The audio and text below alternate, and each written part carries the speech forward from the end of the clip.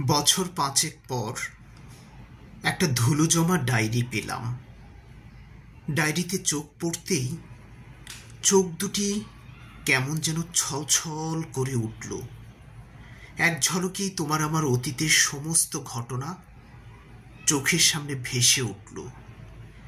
ডায়েরিতে যে আমাদের না হওয়া একটা সংসার পড়ে আছে, তোমার ভালোবাসার স্মৃতি হিসেবে এই ডায়েরিটা আমি খুব যত্নে রেখে দিয়েছিলাম।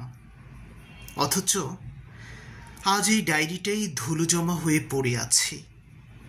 ডায়েরিটা পড়তে পড়তে হঠাৎ চোখ পড়ল কয়েকটা গোলাপের পাপড়ির দিকে।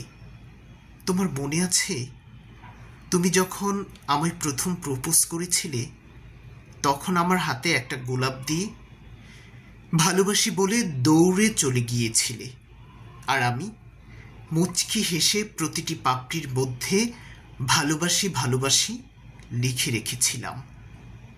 আর আজ সেই ভালোবাসাই পরিস্থিতির কাছে হয়ে গেল নিলাম। এত বছর পর আবারও মনে হচ্ছে আমি তোমার প্রেমে পড়েছি।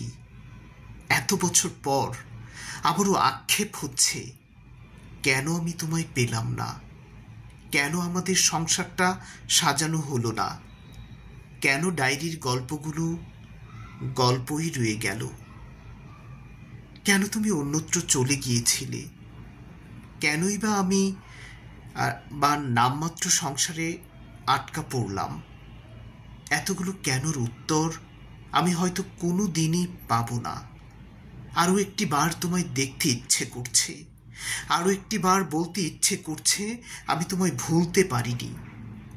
খুব বিচ্ছিরিভাবে তোমায় মনে পড়ে যায়।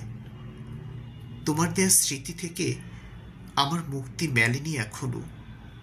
অনেকদিন হলো ফেসবুকে যাইনি।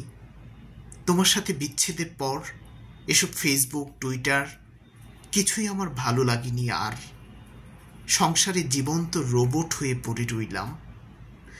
আজ আরেকটি বার তোমাকে দেখার জন্য আমি ফেসবুক ওপেন করলাম। তোমার নামটা সার্চ করতেই সার্চ বক্সের প্রথমেই তোমার হাসি দেয়া প্রোফাইলটা আবারও আমার মন কেড়ে নিল। ভিতরে ঢুকতেই দেখলাম আজ তোমার ৫ম বিবাহ বার্ষিকী। দুফোঁটা চোখের জল ফেলে তোমার জন্য দোয়া করলাম। আর কিছুই যে করার নেই আমার।